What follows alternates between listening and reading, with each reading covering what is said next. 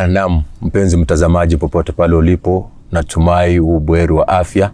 Na hii ni siku kuu ambayo tulikuwa tunaingoja sana, kwa hivyo nakukaribisha kwa kile kipindi ambacho umekuwa kikungoja kwa muda mrefu kabisa, kipindi cha Kijiweni, mahali ambapo tunaketi, tunazungumza na watu mbalimbali, tunazungumza na watumishi wa Mungu, tunazungumza na wanasiasa, tunazungumza na wanamuziki na wanamitindo mbalimbali tu kufuatana na hali ya maisha na haswa jinsi mambo yanapoendelea katika taifa la Kenya. Na hivi leo tutakuwa tunazungumza tu tukiangalia mustakabali wa taifa la Kenya, mahali ambapo taifa hili pamoja na serikali ya sasa inapoelekea. Na napozungumza hivi niko na mtumishi wa Mungu ambaye ametenga muda wake aweze kuzungumza pamoja nasi na aweze kutuelezea mengi sana kufuatana na hili taifa la Kenya. Na kila wakati nakwenda kwa jina Job Wamalwa. Karibu sana mtumishi wa Mungu. Habari yako? Nashukuru sana.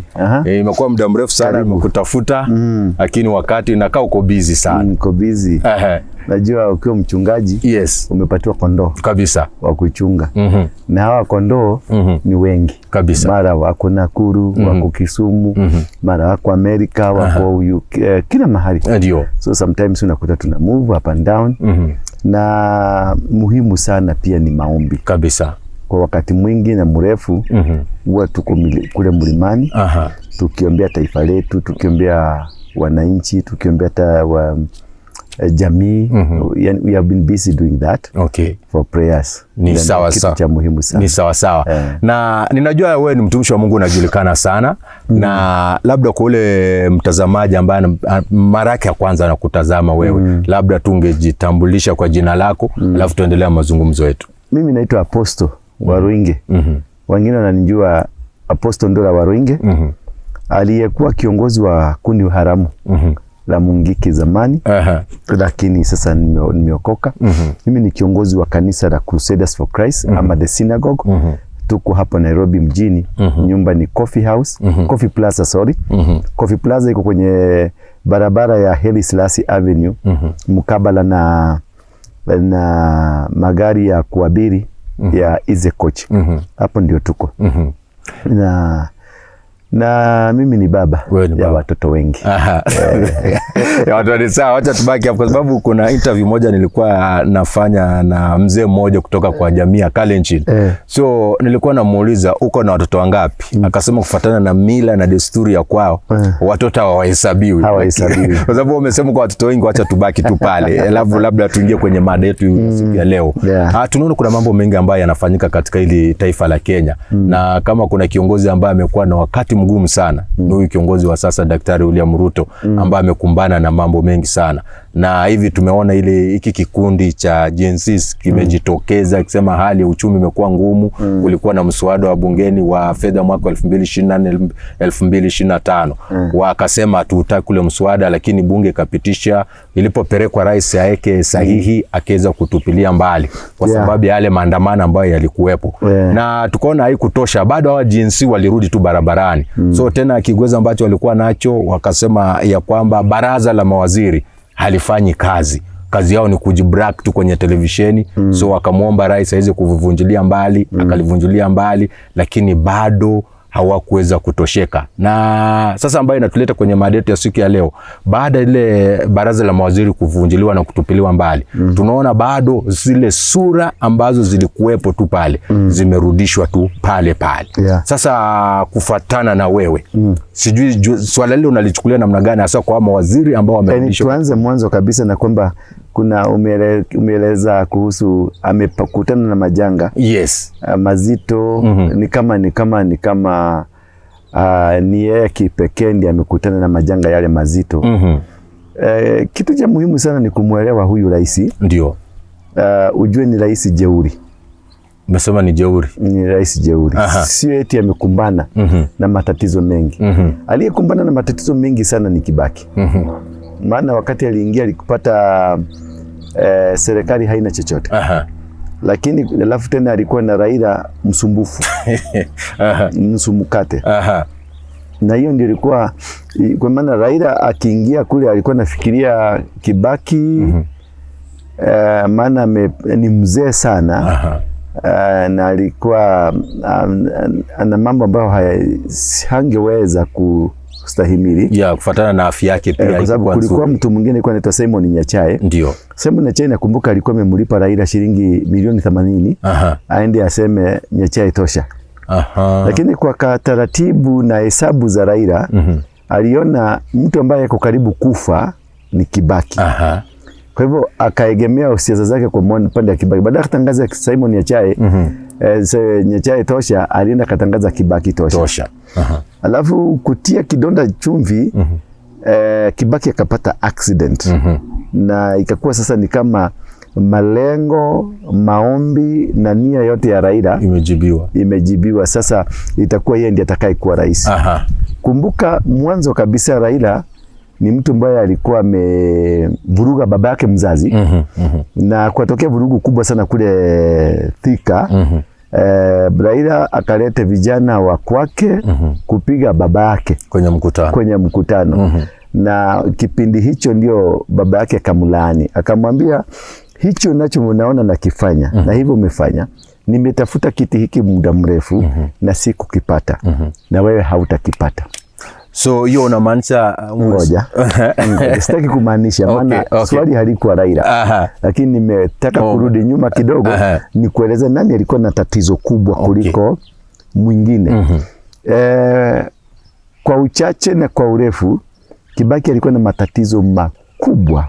Mwanzo alimiliki serikali ya Moi ya miaka 24 iliyokuwa imetapeliwa, iliyokuwa imeporwa, iliyokuwa haina chochote. Number 1. Number 2, alipoingia Kibaki aliingia kwenye wheelchair akiwa mlemavu kwa sababu kutokana na accident. Number 1. Number 2, kutokana na wakati mwingi alipelekwa hospitalini. Wakati mwingi alioperate kutoka Nairobi Hospital. 3, alikuwa na Raila msumbufu. Umeona? Alikuta serikali iliyokuwa imetapeliwa, imeporwa. 2, alikuwa pata accident. Na 3, alipata Raila msumbufu aliyekuwa na maombi ya kwamba mzee ataafa ndio achukue nafasi. Maana alitaka kuchukua kiti cha prime minister, lakini mwongozo wake, maelekezi yake na fikira yake yote ilikuwa kutaka kuchukua kiti. Kwa hivyo ni kama yule fisi. Unajua fisi hufuata binadamu kwa umbali, kwa sababu anaona venye unapeleka mikono yako hivi, anafikia mkono huko tayari huko karibu kukatika. Kwa hivyo anaunyemelea tu kwa umbali akingojea ukatike uanguke chini ya ule. Hivyo ndivyo Kibaki alipatana. Kwa hivyo aliyepatana na magumu ni Kibaki. Aliyekuja baadaye Kibaki aling'ang'ana kipindi mula wa kwanza, aling'ang'ana akapigana, akaweza kutuliza nchi na ikatulia. Wakati huu nakumbuka ndio Raila alicomplain akasema nusu mkeka, nusu mkate, nusu nini, amefanywa madharau, amefanywa kejeli. Lakini kwa sababu wale waliokuwa ndani ya serikali ya Kibaki walimuelewa Raila na walimshughulikia kwa njia ya utaratibu na makini sana. Kisha wakamweka katika level yake na wakamweka pembeni, wakaiendesha serikali walivyotaka. Muhula wa pili Kibaki aliingia na akafanikisha malengo yake yote. Nchi ikabadilika. Barabara yote unayoiona Kenya hii, Kenya mzima ni Kibaki. Jengo jipya la shule, masomo ya bure, vitu vyote unaona vilisaidia Kenya kusimama vizuri. Ni miaka 5 ya Kibaki. Kwa sababu alikuwa na uwezo na akili na maarifa, kwa sababu alikuwa na wazee waliomsaidia, viongozi waliokuwa na hekima, waliomsaidia kufikiria, waliomsaidia kupanga, waliomsaidia kujenga serikali. Kisha aliyekuja ni nani? Aliyekuja ni mtu anaitwa Rais Uhuru Muigai Kenyatta. Muigai hakuna kitu hata kimoja angekuwa na uwezo wa kukifanya. Maana Kibaki ndio aondoke, aliwacha miradi mingi hijakamilika. Kwa hivyo hakuwa na jukumu lingine, alikuwa kuja kukamilisha miradi ya Kibaki. Sasa walipoanza ikakuwa alipata kiongozi ambao walishikana na yeye kama naibu wa rais, ambaye alikuwa ana akili nyingi kumuliko. Ye kama sawa na Raila. Alikuwa na akili nyingi, alitaka kujifanyia kampeni, alitaka kuendesha serikali, maana aliona ana maarifa mengi kuliko aliyekuwa kiongozi wake. Kwa hivyo wakati wote alitatiza yule kiongozi wake ndio ionekane picha ni yeye amefanya. Ni venye unaweza kuwa kwenye una wafanyikazi kwako, lakini kuna mfanyikazi mmoja ambaye kila wakati nataka ashaini kuliko kiongozi, kuliko si bora kuliko wengine, kuliko kiongozi mwenyewe. Na kisheria za Mungu na za binadamu, you cannot outshine your leader. Yes. You cannot. Atakumaliza. So ikakuwa ile story ilikuwa Uhuru ni mlevi, Uhuru hajui, Uhuru hajielewi, na sasa ikaenda mpaka ikafika haikuwezekana tena kufanya kazi. Kipindi muda wa kwanza walifanya pamoja, muda wa pili ikakuwa kabisa imeshindikana. Sasa huyu akaingia kwenye kampeni, huyu anafanya, huyu akaingia kunapiga, huyu rais mwenye aliyekuwa kwenye mamlaka Uhuru akakuwa na vita na Ruto. Naye Ruto akakuwa na vita na rais, maana alitaka kunyakua mamlaka. Naye Raila yule unamuona tena amerejea, akatengeneza serikali na Uhuru ya handshake, wakaanza kufanya kazi pamoja. Katika ile kufanya kazi, miradi mingi ya Kibaki ikakwama.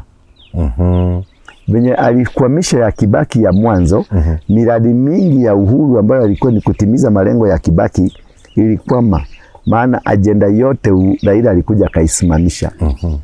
Kutoka hapo Ruto walifanya kampeni, tukamsaidia mpaka akakuwa rais.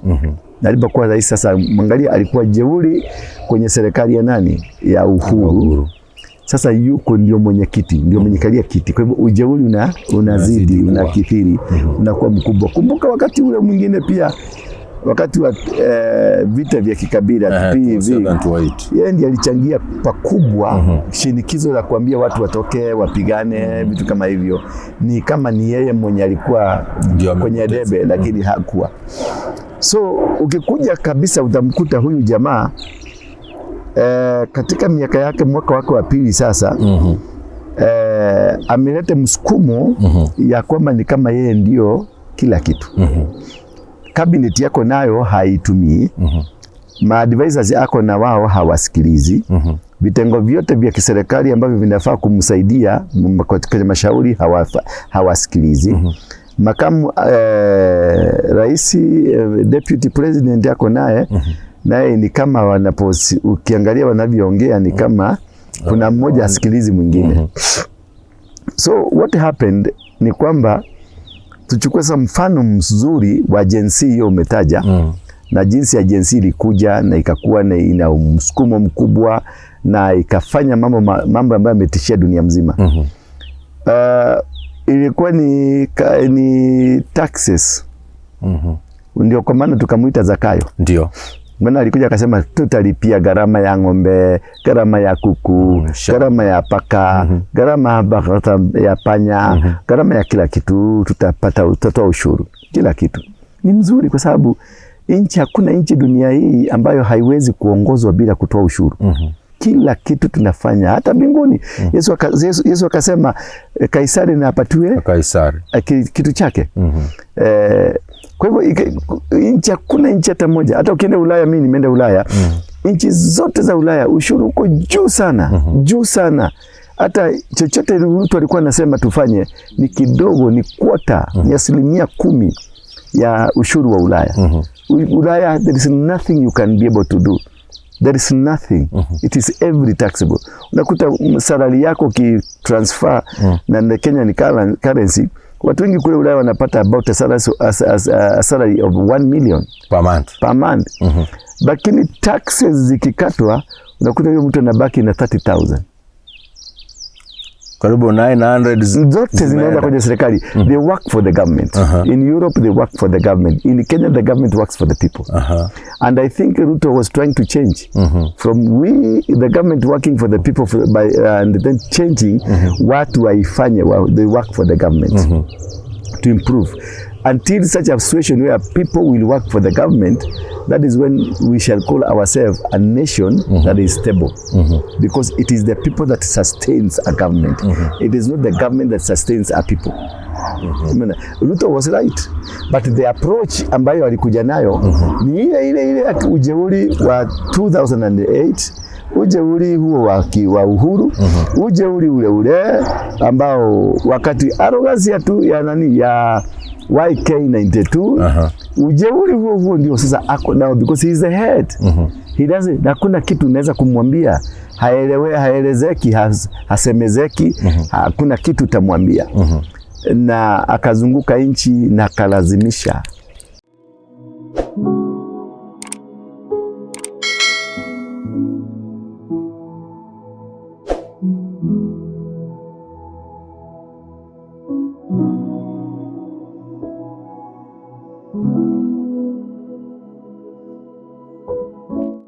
Kisha akaenda Ulaya, Amerika, ameenda sehemu nyingi. Safari nyingi sana amezifanya za kwenda nje, ambazo pia ni nzuri kwa sababu ni rahisi. Nachoenda kutafuta ni baba wa nchi. Baba anapotoka kwenda kutafuta huwezi kumuuliza unaenda wapi. Lakini ametumia budget ya Kenya, ametumia shilingi ya Kenya, kwa hivyo inabidi mimi niulize baba anaenda wapi, maana anatumia shilingi yangu. Akaja kupitia kwa mswada ambao ulileta bungeni wa bajeti. Na hii bajeti ilikuwa na mapendekezo makubwa na mazito. Lakini ukiangalia vizuri ni yale tu ya Ulaya. Na walioandika ni nani? Sio yeye. Ni kamati bunifu kati ya Treasury na Central Bank na vitengo vya kidunia vya kifedha. Vitengo vile ni gani? Ni World Bank na IMF, ambao sasa ndio watawala wa sasa wa ukoloni mamboleo. Sasa ndio waliandika ile nani, kwa sababu wao ndio, maana Ruto alienda kuomba pesa Amerika, alienda kuomba pesa Uingereza, alienda kuomba pesa kwa hao mabwenyenye. Nao wakamwambia lazima uuze, utaifishe vitu kama manani, vitu ambavyo vinahusika kwenye makampuni ambayo hayazalishi. Yani inaitwa public private sector partnership. Na kufanya hivyo ni kumaanisha vitu vyote ambavyo vinamilikiwa na serikali moja kwa moja unavitaifisha, unavipatiana kwa watu binafsi, kampuni binafsi. Ndio wanafanya pamoja. Serikali iko hapa, watu binafsi pia wanafanya, ndio kuboresha, kutengeneza nchi. Maana serikali imeshindwa, ikahitaji mkono mwingine kufanya ile. Sasa hayo mapendekezo yote aliyapitisha. Sasa katika kuyapitisha, badala atumie ujanja kuzungumzia wa Kenya, alikuja na ile jeuri na kifua kujipiga kifua, kusukuma kila kitu, na akasukuma. Na akaipeleka kule bungeni. Watu wakaanza kusema hatutaki, reject. Hakutaka kusikiliza mwananchi kwa nini anasema reject.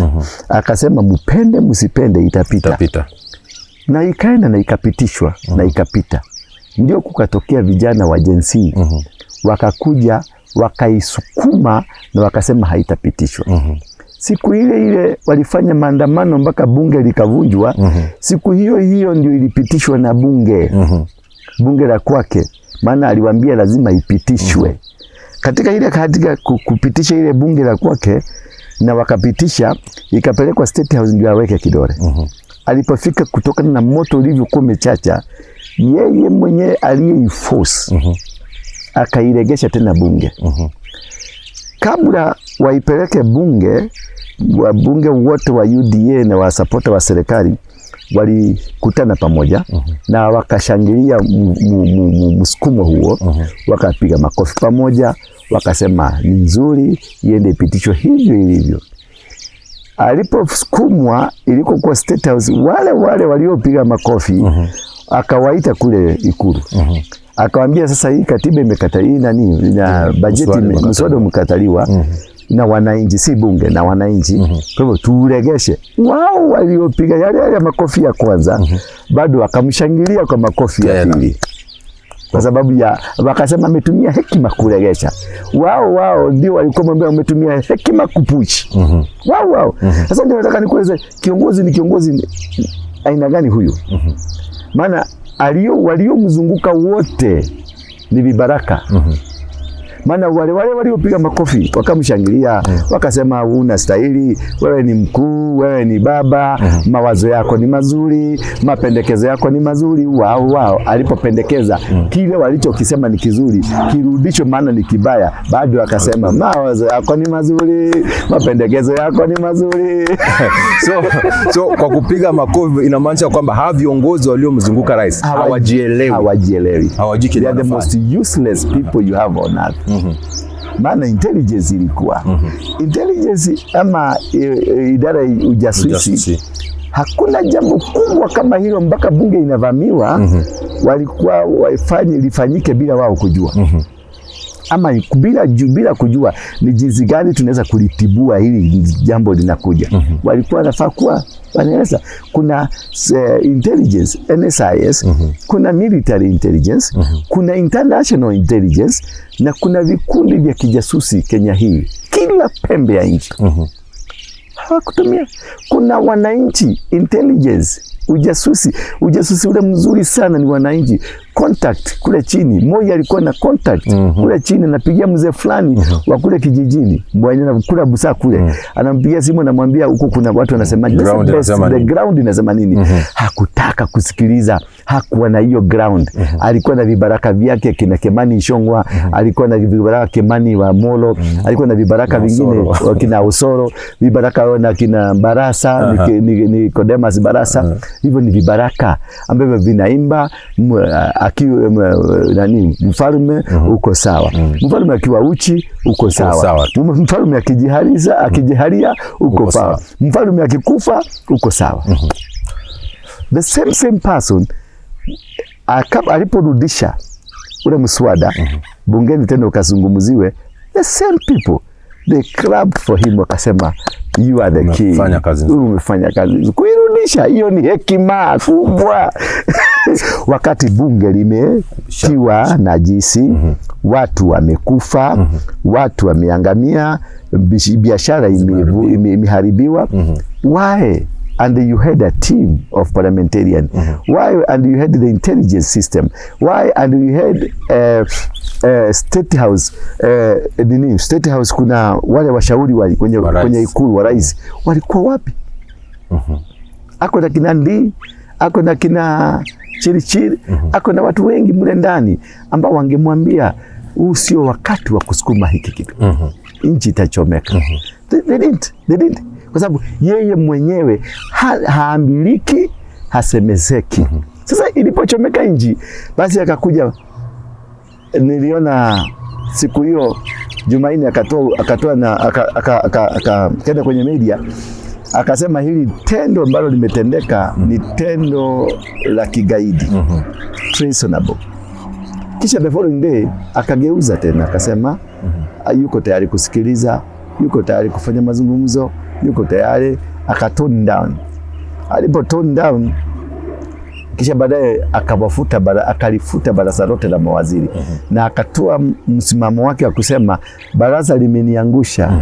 Hili baraza niliteua nikifikiria tutafanya nao kazi, lakini instead wameniangusha. Baraza lote alisema, hakusema mmoja ama wawili, alisema baraza lote nimelivunja kwa sababu wameniangusha.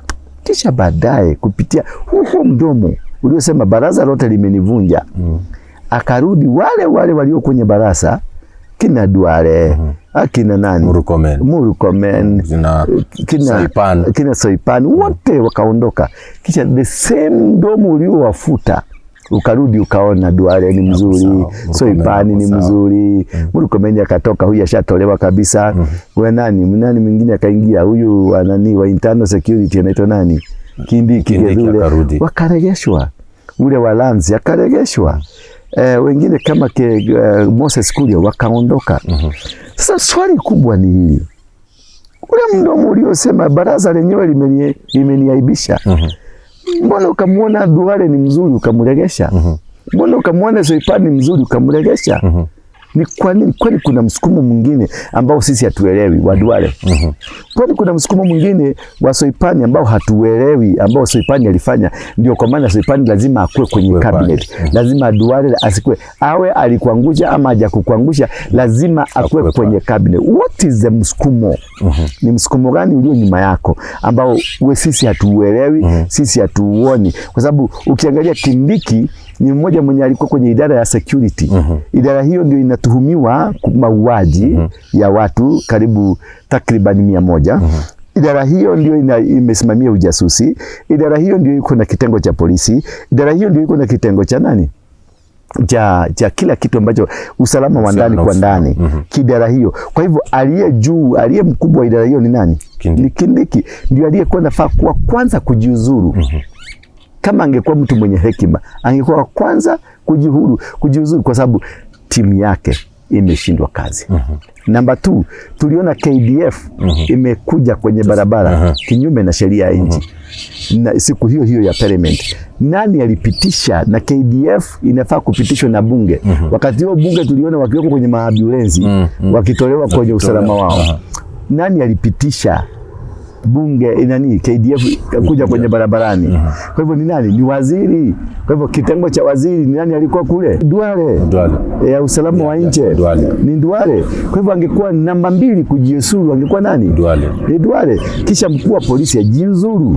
Kisha mkuu wa jeshi pia ajiuzuru. Maana wamevunja sheria. Sheria katika mikononi mwao imevunjika. Kisha rais mwenyewe aseme hili jambo limefanyika na kwa kweli nimeona yangu hayakuwa sawa. Na kwa sababu nimeona ni kama mlikuwa right, na pia na mimi najiuzuru. Ingekuwa jambo la hekima kubwa kwa sababu ya nchi na kuset mpangilio wa kisasa, muundo msingi wa kisasa wa kusema sasa hivi ndivyo, hata kama ni kwenye ofisi na matendo yako yaonekane hayakunenda sawa sawa, kitu cha kwanza kufanya ni kujiuzuru, ukaondoke. Ndio kuachwe mtu mwingine ambaye ana uwezo. Kukakuwa na malumbano kati ya rais na makamu wake.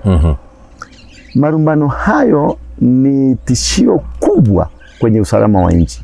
Kaimu rais sasa huyu angestaafu, angejiuzuru. Rais angejiuzuru pamoja na baraza nzima, waende nyumbani ili kutangazwa serikali mseto. Serikali ile mseto itakayofanya kuandaa uchaguzi mpya. Kama vile ukiangalia wakati Boris wa Amerika, wakati alitatizika, alijiuzuru, kukafanyika uchaguzi mwingine. Sunak kijuzi ndio huyo, kumefanyika kwa sababu kumekuwa na challenges. Wakati wa uchaguzi haukuwa umefika, lakini challenges zimezidiunga, wamejiuzuru, kukafanyika uchaguzi mwingine. We have a new prime minister in the UK. Umeona? So whatever that is happening, sasa ukaangalia wale waliompigia makofi, wao ndio wamempigia makofi tena. Amevunja baraza la mawaziri, tena ameregesha wale watu. It means kuna ujeuri ndani yake because he is not consulting. Namba nyingine ya muhimu sana katika kuwapiga msasa wale mawaziri, pia alifanya hivyo pamoja na nani? Na mkuu wa sheria. Mkuu wa sheria anafaa kuondolewa akiwa wa mwisho. Maana yeye ndiye atakayetia sahihi mikataba yote, maagizo yote unayofanya, mielekeo yote ambayo itapitishwa, njia zote za kisheria ambazo zitafanywa, kama vile kuwateua mawaziri wapya, kufanya mazungumzo na Raila, kufanya mazungumzo aina yote yale, kulihitajika mkuu wa sheria aliyeapishwa.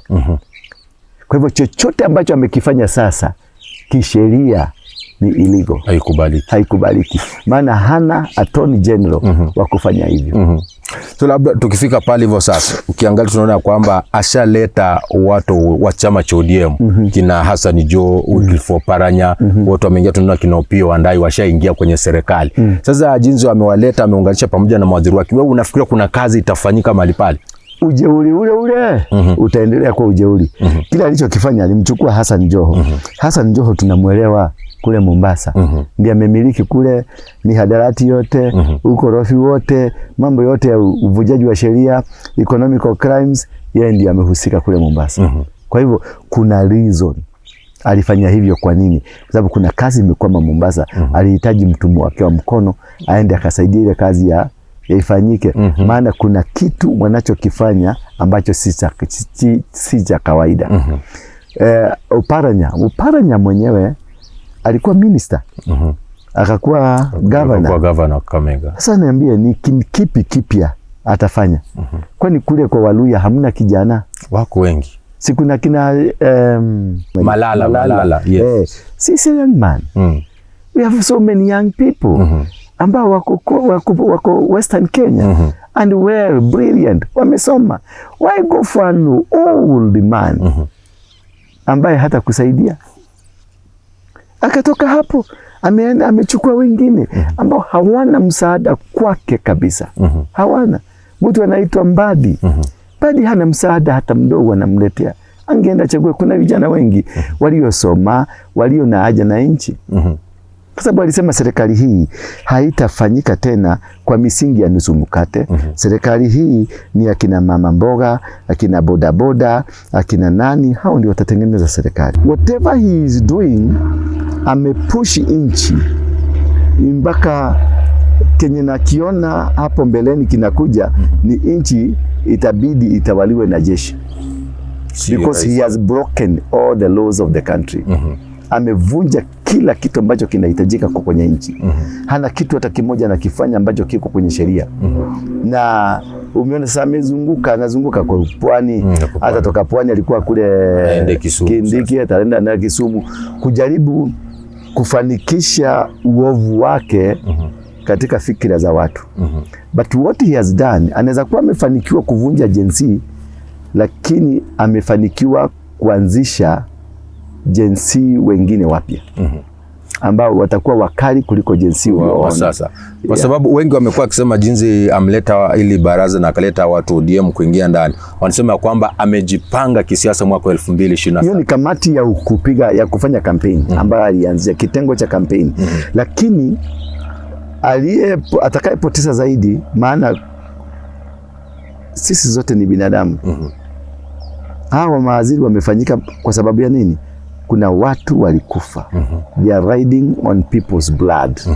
That is what now inafanyika kwa Raila. Akijaribu kuongea, you are riding on people's blood. Waliokufa ni grandchildren wake. Hata if Heri angekataa, Heri angesema no, let us first resolve the problem with our grandchildren. Instead, he rode on the blood of grandchildren to get into the government. Kwa hivyo kwake maslahi yake yote is about his stomach. Is about his benefits. Is about his family business. Is nothing to do with the nation. Kwa hivyo Raila si mkombozi tena wa chochote. Raila ameisha hivyo. Ruto naye akienda sana. Sasa nikwambie unabii sasa. Akienda sana. Mwezi wa 6, mwezi wa 7, mwezi wa 9, hapo hivyo akienda sana. So miaka 5 haizi maliza. Hawezi. Kwa sababu amevunja kikundi kimoja, akaanzisha kikundi kingine. Vita vitakuwa zaidi, kwa sababu kwa sasa atakuwa mkatili, atakuwa dikteta, atataka kufinya watu. Enzi ile ya Moi iliyoisha haiwezi karudi tena. He has started a new fire ambayo hatawezana nayo. Because nothing will work around him. Nothing. Any transaction, nothing will work. Ameinua kikosi kigumu na kikubwa. Ameinua the resolve ya watu watakuwa determined kumweka chini. Watakuwa determined kumuondoa kwenye mamlaka. They will be determined. Angalia, alikuwa amemweka Duale. Kumbuka wakati Duale aliondolewa, uliona kulikuwa na celebration kwa jeshi. Wakisema Duale ameondolewa. Kabisa.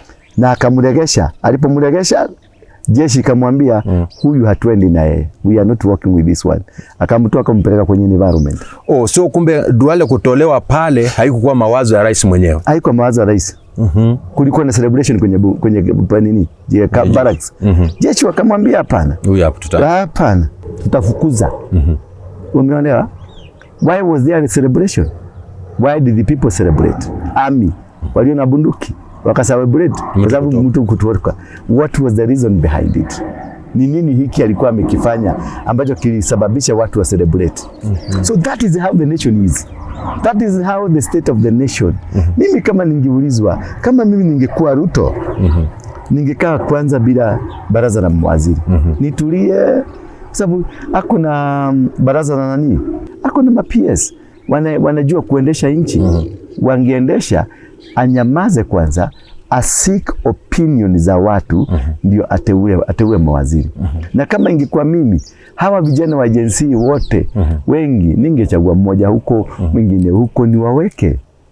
Niwaambie sasa, kwa sababu minister does not run a nation. It is the PS. Ndio afanya kazi mingi. Ndio anafanya kazi. Ndio nini, anakuwa the accounting officer ni PS. Ili cha minister ndio anaonekana kama ni mkubwa, lakini mfanyikazi ni nani? Ndio kwa maana saa hizi hakuwafuta ma-PS, alifuta mawaziri. Because these people they still wanaendesha nchi inaendelea vizuri. Kwa hivyo angeondoa, atulie kwanza mwezi mmoja, miezi miwili, aseme sasa nataka maono ya wananchi, ni nani tumweke nani, ni nani tumfanye nini, atulize nchi kwanza. Na aitulize na kufanya kulingana na the ground inasema namna gani. Aende kwa Waluya, awaulize nipatieni kijana mmoja, nyinyi Waluya, nipatieni kijana mmoja. Aende kwa Wakikuyu, nipatieni vijana wawili watatu. Aende kwa wapi, kwa Giriama the same, aende kwa Kalenjin the same, aende kwa Wajaluo the same. Hakikisha serikali imekuwa na sura ya taifa nzima. Umeona? Then kutoka hapo akuja tulie, awaombe msamaha hawa vijana. Kuna njia nzuri tu kutega samaki. Kumtega samaki unahitaji nduano, uweke kaugali kadogo. Hata yule samaki atakula, utamchukua yule samaki mzima kwa upole tu. Kwa upole tu bila vita. Sasa amesababisha, ametengeneza kikosi.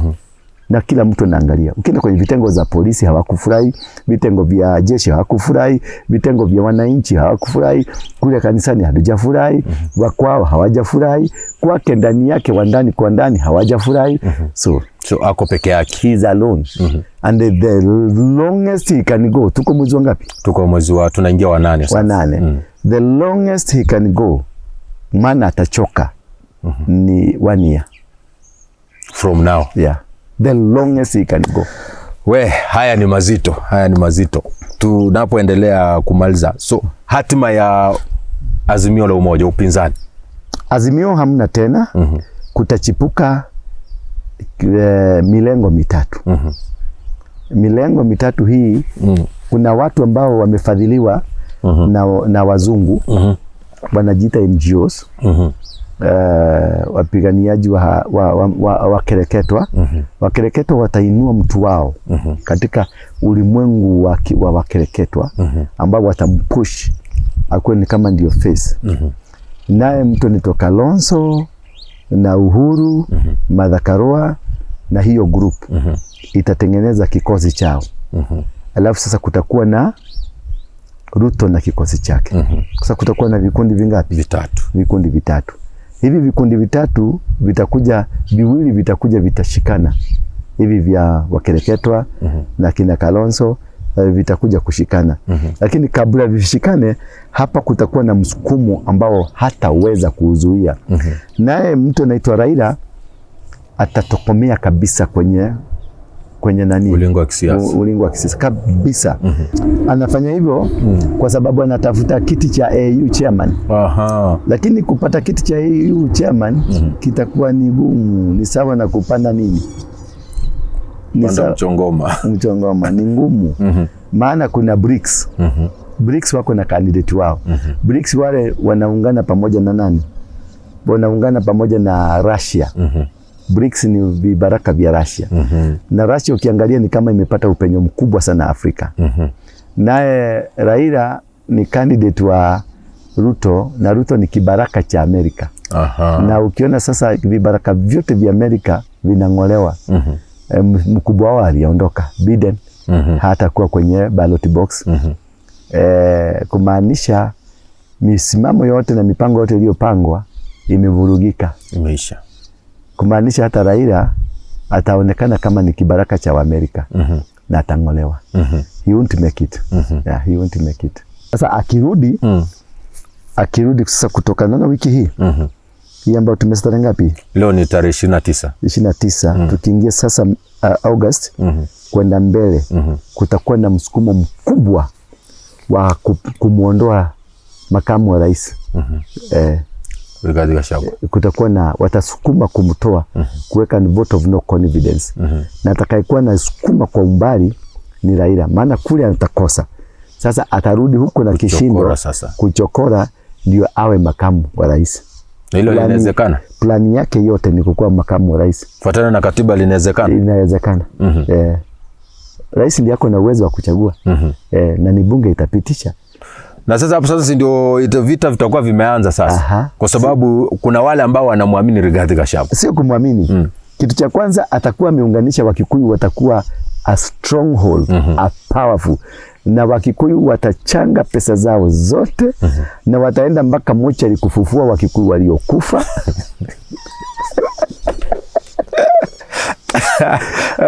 Azima ya Mkikuyu itakuwa juu zaidi.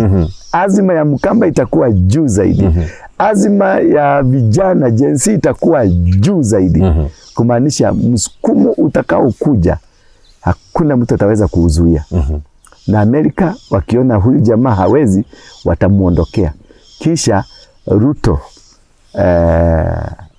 kutoka mwezi wa 9 wa 10 hivi utasikia kuna msukumo mkubwa sana na barua kutoka kwa ICC akituhumiwa anafaa, kuna mashtaka anafaa kuyajibu.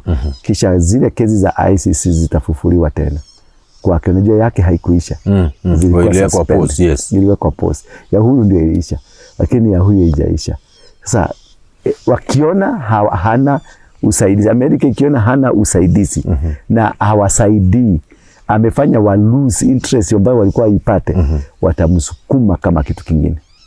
They will make him, they destroy him. That is the policy of America. Ila kitu nakutaka kumwambia, mimi naitwa Apostle Ndura Waruinge. Ndio mchungaji kwenye kanisa la The Synagogue. Synagogue iko kwenye nyumba ya Coffee Plaza. Coffee Plaza iko Nairobi, barabara ya Haile Selassie Avenue. Mkabala na stage ama ni kituo cha magari cha kampuni inaitwa Easy Coach. Pale kwenye mzunguko wa railway station. Hapo sasa kuna nyumba ambayo imepakwa rangi ya green na yellow, ndio inaitwa Coffee Plaza. Imeshikana na nyumba inaitwa Kahawa House. Ukija kwenye Coffee Plaza, ingia kwenye gorofa ya kwanza. Kwa kimombo inaitwa mezzanine floor. Njoo pale utatupata, wakati wote ule utanipata kule. Niko na mipango mingi, yani niko na ajenda nyingi. Na siku zangu za kuona watu ni kutoka Jumanne mpaka siku ya Jumapili. Na siku ya Jumanne inakuwa one on one. Ile sasa wewe ukuje kuingia kwa ofisi, tukae chini, tuongee, tuzungumze. Na siku ya Jumatano tunafanya ibada ya kuvunja madhabahu. Ibada, kwa sababu huo ndio mwito wangu, kuvunja madhabahu. Ibada ya kuvunja madhabahu, kupata mawaidha na mafundisho yanayoambatana na hivyo. Siku ya Alhamisi niko na prayer line, kuja tu maombezi, tunaomba, tunakuombea ulio mgonjwa, ulio na mambo tofauti yanayokusumbua. Siku hiyo ndio yako. Nayo siku ya Ijumaa tuko na mikesha ambao tunaifanya usiku huo. Siku ya Jumamosi tunakuwa ni vitengo mbalimbali vya kanisa wanakutana kwa ajili ya mazungumzo. Na alafu siku ya Jumapili tuko na ibada 3. Ibada ya kutoka saa 2 mpaka saa 3, na ibada ya kutoka saa 5 mpaka saa 7, na ibada kutoka saa 8 mpaka saa 10. Kwa yote hiyo nimekaribishwa, na zote Mungu anakupenda. Namba yangu ya simu unaiona hapo, ndio hiyo unaiona inapita hapo. Ni namba 2 tofauti. Kuna 0112 935 035 na kuna 0722 239 555. Hizo zote ni namba zangu. Mimi ndio naona nimeshika simu yangu. Mimi ndio itapokea. Na Mungu atakubariki. Asante. Na tuendelee kuiombea nchi na kuipenda nchi yetu. Nchi yetu ni nchi muhimu sana katika dunia hii. Next episode nitakuelezea nchi ya Kenya ni kwa nini Mungu anaichukulia kama nchi anayoipenda sana. Asante. Asante sana mpenzi mtazamaji umeweza kuyasikia mambo mazito ambayo mtumishi wa Mungu ameweza kutusimulia. Kwa hivyo ninakwambia ukikosa kujiunga na hiki kipindi cha Kijiweni, sijui ni kitu gani ambacho utakuwa unatarajia. Kwa hivyo hii imekuwa ni sehemu ya kwanza, na nakukaribisha sana utarajie sehemu ya pili. Tunaenda kuzungumzia mambo mazito sana na mambo ambayo yataweza kutufaidi, na zile nambari za simu ambazo mtumishi wa Mungu amekupatia, kama una jambo ambalo unataka kusaidia, pia unaweza zungumza naye na bila shaka ataweza kukusaidia. Kumbuka hii ni stesheni nambari 1 humu nchini Kenya ambayo inahimiza, inafunza na inaelimisha. Kila siku niite Job Wamalwa. Asante kwa muda wako.